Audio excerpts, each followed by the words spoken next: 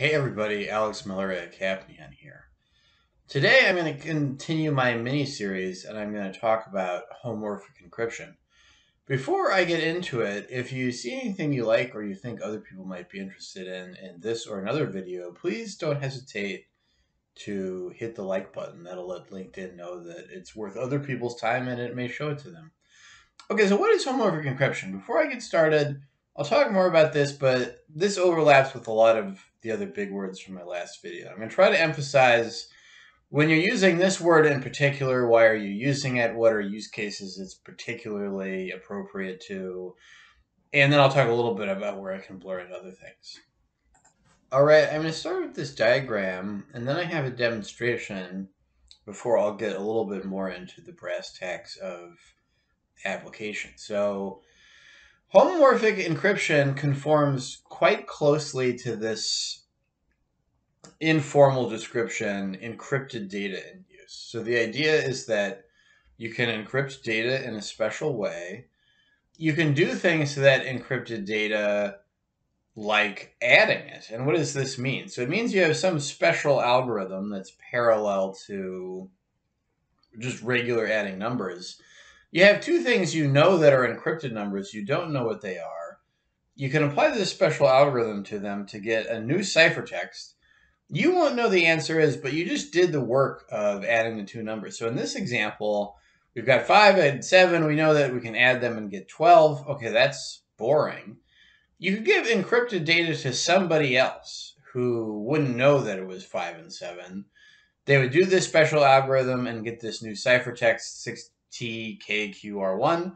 And then they could send that back to you and you could decrypt it. And then you would have had that other person do some work from you in a way that didn't reveal anything, but you did get the right answer in the end via the ciphertext they sent back to you. Now let me show you a very basic example using Ghost PII. Ghost PII being the tool that we maintain at Capnion to help people access this kind of magic trick via an interface that software engineers and data scientists working in Python will already find familiar. So the point here is exactly that we have this encrypted data, and you can compute something like a median on the encrypted data without actually seeing it. And there's no decryption under the hood. It's a special mathematical process that's going to allow you to take this column here, compute a median, and then you're going to get an encrypted answer out that looks like this. So you could be doing this work, and if you were just given that much data, you've done the work of computing this median value, but you don't actually get to see what it is. And in a likely use case, and once again, we're showing you everything here so that you can understand what's going on. In an actual use case, maybe a different person would be given that encrypted answer that I computed, and they would be the one able to decrypt it, hopefully getting what is in this case the right answer of 1957. Some of you may have heard the adjective fully tacked onto the front of homomorphic encryption. It was true for a long time that you could do this encrypted data in use trick with addition or multiplication, but not at the same time within the same cryptosystem. So A, that's not as good as one would want. And it's actually true that if you have both addition and multiplication, you can implement absolutely any algorithm you want in principle. So fully homomorphic encryption means that you can do both plus and times. Therefore, you can do absolutely anything else that you want if you're willing to get it set up correctly. And this is a big deal, recent R&D achievement beyond what was available in the past. And when people use the word fully, they're touting this R&D achievement. But it's about 10 years in the rear view now, so when people say homomorphic encryption, they typically mean fully homomorphic encryption these days. All right, now what would we use homomorphic encryption for? All these big words I'm going to talk about are being applied to help people pool data for various purposes. It could be basic reporting. It could be a bunch of different companies get medical data together to train a better artificial intelligence model. And the role of these private computation techniques is to regulate risk, satisfy regulations, these kinds of things. You can use homomorphic encryption for exactly this, but it's going to take us a little bit into some areas that are similar, overlapping.